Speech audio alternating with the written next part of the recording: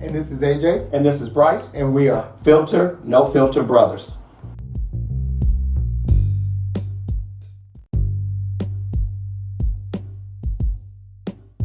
That's a common story. Yeah, but I'm observing even relationships into these years. I've shared mine, but I couldn't tell you on one hand when I seen them take their medicine. Wow. So I know me. I'm watching everything, their habits, how they cycle, what they do, what they don't do, just because I'm so used to being let down. So I'm already processing that you gonna play me. You not doing what you gonna do, but then I'm just, you gonna get this whenever you wanna get it, but then I don't ever see you take the medicine. You say you was, but what medicine you on? I need to know, like, are you taking it? Like, don't sit up and try to check me about my stuff when I'm good. But for someone that you meet and they say I've run into that so many times where they'll be like, oh, for real? I have never had nobody share that with me before.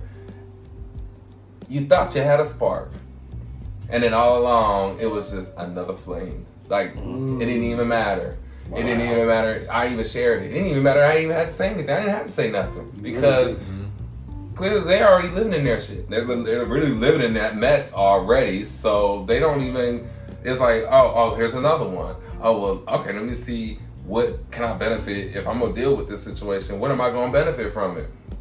And as soon as they see they ain't getting too far. That's when, oh, I ain't getting a text back, or when I call, you don't answer. Now you playing the missing game with me. So that's why, to be standoffish is I think I'm starting to enjoy that more because I don't want to have somebody feeling like you're entitled to say something to me because I shared that with you. I own mine. You know what I'm saying? I can't go in even before I lay down, do whatever I'm gonna do, before I let somebody suck me, whatever. I can't even do anything until I clear my head. And that's the main thing is at the top of my head is I gotta let you know that I'm positive, right? I've been positive for years. It ain't a thing to me. And mine is more nonchalant now. It ain't a thing to me. Maybe I can run circles around you still. They don't mean nothing. And then half of y'all, that's more than what it is half of y'all, y'all don't care anyway. True. Especially when I moved to a city to start over to live in my truth. Right. That's what the difference was. I had gotten into a relationship that it created my future. Now I gotta make my own future because I'm not based off of, I don't know who it was, and I was just out here doing this and this and this in the streets, and I don't know who it came from. I know where it came from. That's why I know, like, I respect myself much more to know that I know who the fuck it is. There's people out here that don't even know. Right. Who? That's true. When? Or how? Don't even care. Right. Or even don't even care. Yeah. Wow. So that was at 18. Yeah. So 31 now. Yeah. And that's a lot. Just in that time frame from being molested and being put out and having to fight your mom's boyfriend because you're gay. I ran away. After I fought him, I ran away. And I came back to the house. They moved out the place. What? I had to call. It was a number posted on the door that told me to call Child Protective Services. Who left the number? The sheriffs came and took me to the group. Somebody left it. They moved out the same apartment. I ran away for 2 weeks. I came back 2 weeks later. She literally packed up and moved back to Pittsburgh, Pennsylvania. And left me in Ohio. Yeah, and left me in Ohio. So wow, it's interesting because dysfunction or trauma in your family, it usually comes from your parents. Yeah, it comes from your parents. It's clear that your mom is a little dysfunctional. Now, but was her parents, your grandparents, abusive or? Oh, they were strict. Well, they were holy rollers. They were holy rollers. That's just as abuse. She was holy roller, but she had multiple babies by different dads. My mama, my 2 dads or 3 dads? Your siblings. My siblings, 2. So me and my sister have the same dad. And my other 3 siblings. Okay. Y'all the oldest? Yeah, we're the oldest. And so was that about a boyfriend who you had a fight with? No. Their dad? No. Okay, so it was a whole other person. It was a whole other person. Oh, okay. All right. So she had multiple partners, just didn't have kids by her. Okay. How did your grandparents look at that?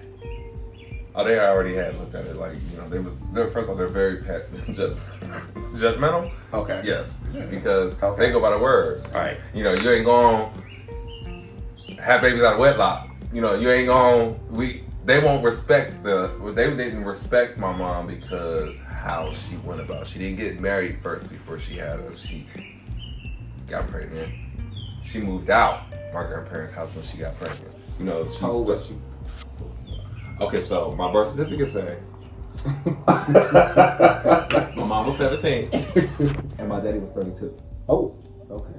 So So she moved out of that holiness environment. Right. But it was probably so. And he probably was so repressive. different from the holiness church. No, he was just out Yeah. of that house. And so all those holy rollers out there, you need to be careful. You think you God's gift and you pushing people away from you. Which is totally pushing opposite. your kids away. Yeah. And you have to be careful. Right, because if you're truly saying you love God, God is love. You So don't can't have to be push. in church all day, every day. You don't. 3-4 times a week. No. Keeping And- kids in the house. That's abusive. That is abusive. Very much so. So And to y'all need highlight to wake and up. use the Bible as a weapon, Exactly. I don't think that's what it was for. Because So, God is about love. He's not about repression. and hate. And hate. Y'all need So- to stop it. So you moved out, you found a lover, y'all were together for a while and all that, and then all of a sudden you're in Ohio by yourself. Children Protective Services is involved. No, he's older. No, You're I'm older. older, yeah. Okay. So So- my mom came back just to get, because when she found, Child Protective Services contacted her to let her know that I had been on the run for over a year and a half. I was 16 and a half, 17. And she basically came back to Ohio from Pennsylvania to sign her rights over to my boyfriend's mother that I was with at that point in time. Wait a minute. She ain't talked to me none of this time, but she came back to Ohio. Hold on, because I got to make sure I get that in my head. She didn't like the fact that you were gay, but she signed over the rights to your boyfriend's mom. Yep, correct. Well, that's a statement. That's interesting. Did she even know your boyfriend? I mean, she just did it. She did not have one. She did not have not even a day meeting with him. It was his mom called my mom, and they had that conversation. I didn't even know really what was taking place. All I know is that my mom showed up, and she was at the house that I was staying at. Once they couldn't even find me, I was living in the same city that I was on the run, and they couldn't even find me. Well, that just tells you the systems really. Yeah, not- they They wasn't really- really I mean, I was looking for walking you. around, going to the bar, going to little They wasn't looking 32 for and you. up spots, going in the stripper offs and stuff like Okay. that. But Now, how old was your? Okay, so your boyfriend was underage too because he was living with his mom. no, he was 26. Lived with his mom. He Wait was a minute. 26 and you was 16? No, that 17. You was 17. He was 20. Why he just didn't? Why she didn't sign over the rights to him? He was old She didn't enough. want. She wanted. That was the whole point. I met him while I was meeting somebody else, and he seen what I was going through. So it was like he grabbed me and said, "You know what? No, I'm gonna take you to my mama. My mama's gonna take care of you and make sure you good, so you can finish out school." Did he So- live there with his mom? No, he was living in Columbus, but he came back to Cincinnati, came back to Canton, just because I was gonna be living with her. Okay, now that's Interesting. that's a very interesting thing. Wow. Okay, so I'm trying to get my head around. This is a lot. This is a lot. Wow. Okay, so he's in Cincinnati. He's in Cincinnati. How old are you when you're in Cincinnati? I was 19. 19. Okay, so this is all past Yeah, that all point. past that. So you came here for a relationship? Yeah. So you had a guy here. Yes. He came and got me. I came with 4 trash bags. 4 trash bags. Yeah. Four black trash bags. Ooh, that's gay. He came to pick me up in a Jaguar convertible. Really? Oh, so he And I was thought I sugar was daddy. moving up. I was about to move up. I said, "Oh, it's about time. It's about time." Because I was just in a relationship that they didn't even drive. So to move up, like, oh shoot, okay, well maybe it's my time now. Maybe I can see the light at the end of the tunnel. Now, did he pick you up from the Greyhound? No, he came to Canton Oh, to he my came- apartment. How did you meet him? BGC. Shut the front door. I went through and I put miles away. I put miles away, and he put miles away, and he just started conversating with me. He just had a conversation with me. How old was he? Well, then he was 42. 42. And you Whoa, was, whoa, he was like.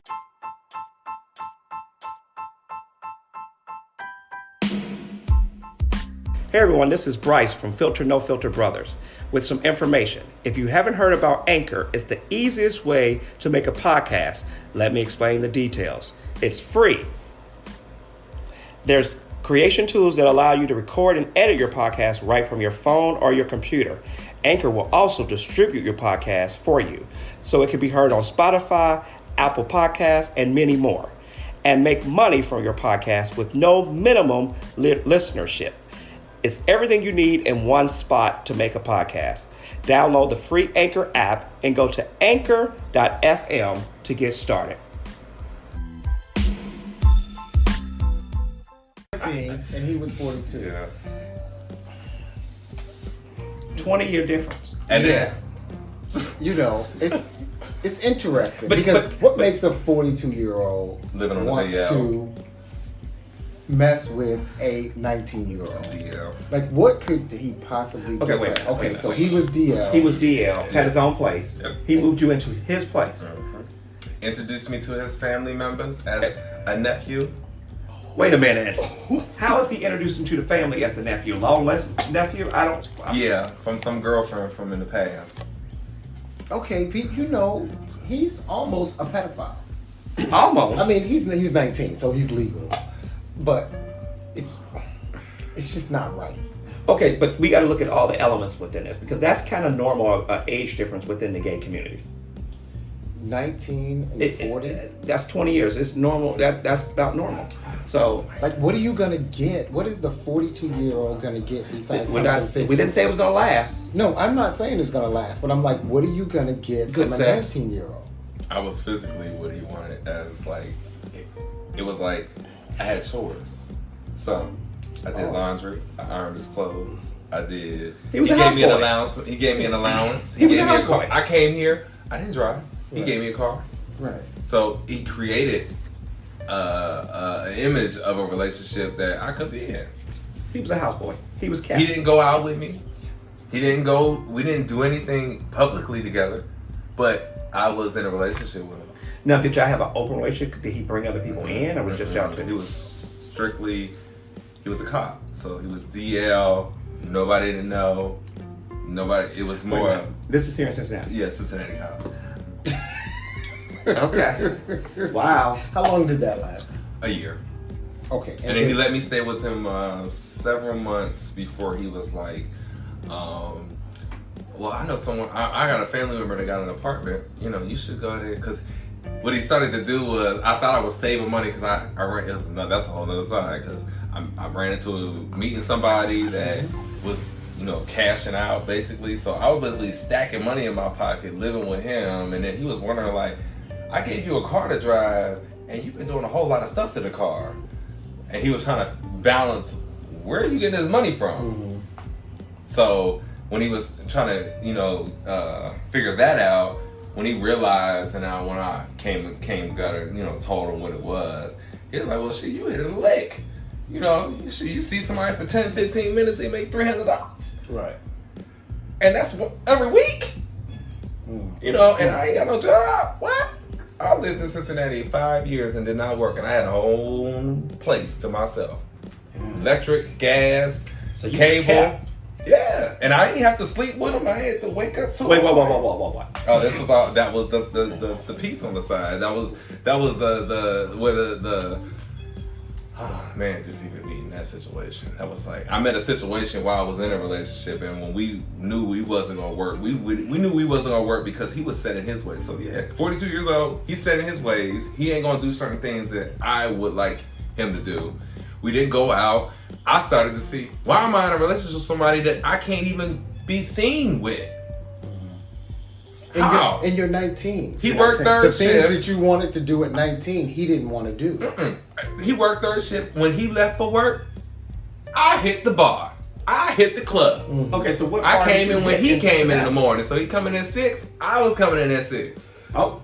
You know what I'm saying? So the relationship started to separate. It wasn't no relationship no more. Now it was just a job. So it was all a job. you old men out there thinking you're gonna keep a young man, it's not gonna work. It's not gonna work. Not gonna work. If you trying to keep them in the house, locked up, they are going to get out. They are going to meet people. So I you got might a as whole nother well, relationship after. you might as well think twice about that. The interesting thing about this is that it's almost he's mirroring what he went through as a child. Oh man, It's he's when you know something, you do something until you know how to do something better. Exactly. So, and he was just repeating something because of that was the lifestyle he had even when he was a child. So, the person who was molesting was older. Right. So that was kind of familiar. So, do you tend to like older men now? Okay. Okay. It's not even. It's almost like it's a habit, or like I can't get with someone my age, or I can't get with somebody younger than me. So it's always going to resort to me being either the same age or older, because my state of mind, I learned a lot from older people. So I process to be with somebody that's set in their ways, and you know how they are, and you deal with that for a year, and then you know how you can just work around it. Right. Now, since you're getting older, now do you feel like you're set in your ways? Because you're not 19 anymore. I mean, you still look very young. I would not think you were 30, but you know. I feel like that I tend to attract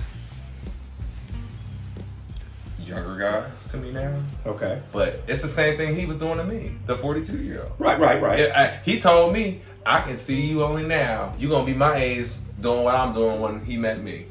So how you feel about that? I don't really pay no attention because I don't believe it.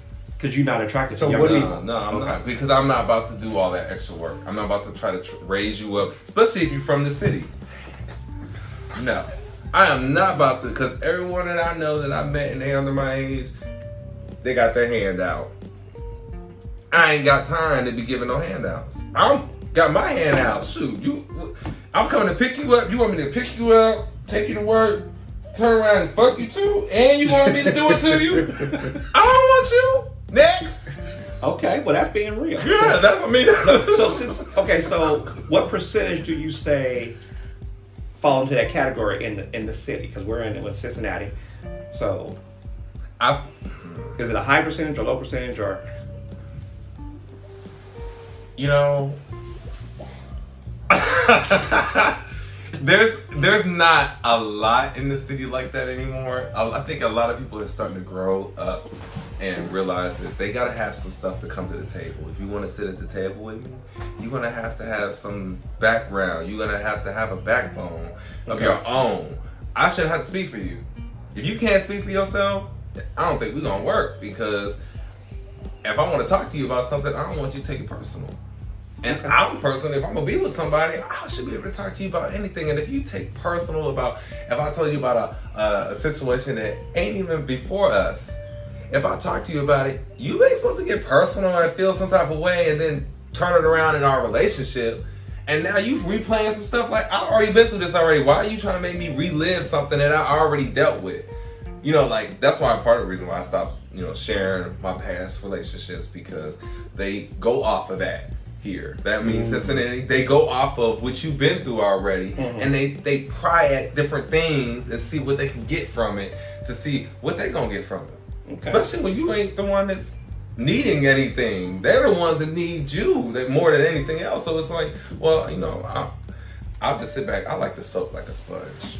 So I started to realize that. I like to soak like a sponge now. So a piece of the deadly combination in this aspect is really trauma. Yeah. And how to move past the trauma. And it's hard to do that when you don't know you're in it. Exactly. Because you understand, you think that's life. That's normal. I think that's normal. That's normal. When people abuse you or take advantage of you. And so this deadly combination is trauma and abuse. And and navigating within it in an unhealthy way. Right. Yeah. And it usually takes time and experience for you to mature enough to say, you know what, that wasn't right. The way that person treated me wasn't right.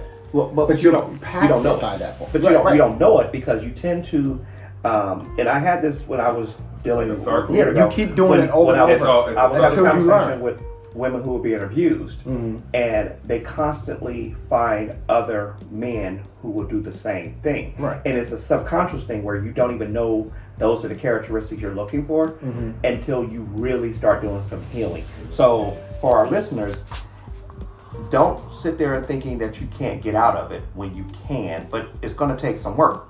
So, and it's going to take you to be really honest and go through the pain. Because a lot of us, Actually, an even better point is that when you feel inside yourself that it's not right, it's not right. it's not right. And you need to talk to somebody who understands that. And it might be an older friend, it might be a counselor, it might be somebody else who really knows what trauma looks like. Because at 19, you didn't know what trauma was. We can even go before that. At 16, Right, you didn't right, know right. what trauma. Right. I know what And it it is, took man. you to, in your late 20s, to figure out, you know what, all of that stuff Right. that I went through wasn't right. Right. And I think that we need to make sure that, one, we have somebody who we can confide in to talk about that stuff. That's true. Now, the interesting Because if thing you is, would have had a big brother, even a Someone. mentor, they would have been like, no, come on. Right. That's not what we're about. That's not what you need to be about. 16-year-old, 17-year-old, slow down. You're not going to move. You're going to get yourself together. You know what I'm saying? And you missed that piece.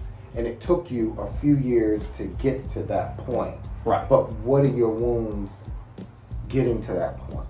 and you have to think about it from the standpoint of, if you look at the abuser, he probably was more than likely abused himself. Mm-hmm. Oh, yeah. Because if you're doing that willy-nilly with brother or sister, something was doing something to you, and you just pass it on because that was normal for you to do that. So, but what we're going to do, we're going to go ahead and wrap this part because we're talking about the whole thing about the pain, and then we're going to go move to what people do to go through the pain. And comfort that pain. And they numb it. Exactly. So we'll be right back. right back.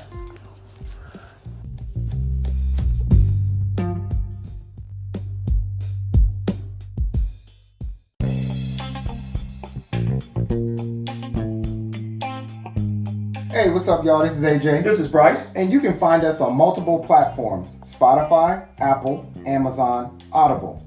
You can also find us on Instagram, Twitter, Facebook.